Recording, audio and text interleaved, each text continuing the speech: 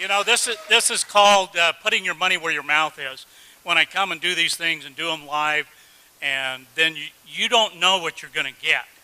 You know, so they asked me to do the brain maps on some people that were having the bars done, and it's like, okay, that's good. You know, I'm open. I'm always pushing the envelope. I'm on the front of the curve that's on the front of the curve. We have to look back to see where the cutting edge is. All I can tell you is when I saw the results, my jaw dropped. I was so astounded. And you got to remember, I've been doing this for 16 years. I have seen brains of every kind and all different kinds of conditions. This is the very first time that I've ever seen a brain do what we are about to show you. I mean, I was blown away. It takes a lot to blow me away. This blew me away. So why don't you tell them? Okay, so we didn't mention yesterday that one of the things we do is called bars, and it's 32 points on the head that are designed basically to delete file on your computer bank so that you can create a change in any way you want. So everything, you know, the bars are a soft touch. You put on particular points of the head. These release the thoughts, feelings, emotions, considerations, and attitudes you've stored in any lifetime. And the end result is, you know, worst case scenario, your whole life changes. Best case scenario, you feel like you had a great massage. So. We have several different databases, ways that we can look at this information. And that adds a level of credibility and reliability. And so I'm going to show you all the different ways that we measure this. So we take an EEG, we put the cap on their head, and we measured all 19 electrodes. We did eyes closed, brain on task. Then they did the bars, and then we did it again right immediately after. Put the cap back on their head, measured eyes closed, brain on task. And I'm going to show you what happened. This is a normal brain map. And so this one is before. This was, and you can see the red area that's lit up. That's the area that we identify as PZ. And it's showing that it's, you know, roughly 3 standard deviations above what would be considered normal. So they did, I think it was an hour and a half of running the bars. And then immediately after that, we did it again. And here's what it looks like. Can you see a difference? Yeah, all right. So this was one measure that we were able to look at. Let's take another glance at something. It's called S-Loretta, and that stands for Scientific Low-Resolution Electromagnetic Tomography. But forget about that. Here's what it looks like. It came out showing us here, pointer down here where this little red line is, and this area is PZ. That's where it was lit up before. We have a different scale, and down here it's showing us that yellow is 3 standard deviations above what's normal. Well, we know it's at 2.7 hertz. It's in the delta range, so it's a low frequency, but down here it says it's 4.97. So it's almost 5 standard deviations above what is considered normal. It is off the scale of what we're seeing here. So here after is what it looked like. See, you can see the dark color here is the normal range. It's also saying that the change happened at 2 hertz. Okay, well that's all well and nice. There's another part that we look at here that is called the S-Loretta part here. And it gives us a triangulation. So we have what's called an x-axis, this black line here. Then the one pointing up in the air is a y-axis, and then we have a z-axis. So we get this triangulation. It's showing us exactly where. And you see this stuff here in the back of the brain? Well, that's PZ. That's where you just saw, you know, it all lit up. So here's the after. It's gone. It's gone. This doesn't happen in my world of measuring brains. Not in a matter of a few minutes. Now, being the scientist I am, that's not good enough for me. That's great, but I want to see it in action. You want to see it in action? Yeah. For real? All right. So here's the brain, the area PZ that we're looking at there. And you can see the red coming in and out, that sort of thing. This is the playback of the EEG. So we've taken her eyes closed EEG, and we're now playing it back. So I went through and pulled out the pieces that I wanted to show, and they said, okay, make this little movie for me and show it. Now let's look at the after as well. Okay, so here's the after. All right, so that's the after. Let's go to the before.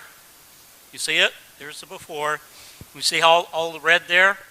Then afterwards, we see this. All right. Is blue good? Now, being the scientist that I am, What does the red mean, Jeff? the red means it's 4 standard deviations above what's considered normal. It's just very, very active. Okay, it means activity. Okay, got it. Right. Thank you. So we could get into what kind of activity. It's just very, very active, and it's dealing with focus, concentration, and attention. Okay? So this means the brain's doing this. Okay, that's a scientific term. Okay. Thank you. I like that All right. one. I like that term. All right, so being the scientist I am, that's not good enough for me. I want to see the whole picture, okay? You can see the little heads up here, and this one right here in delta. We're going to watch that as it plays through the sequence of events here. Additional things that are down here that we're looking at are coherence. Coherence is how the brain processes information. Okay, thank you. So there is a hypocoherence and a hypercoherence. The blue here indicates that we have a hypocoherence.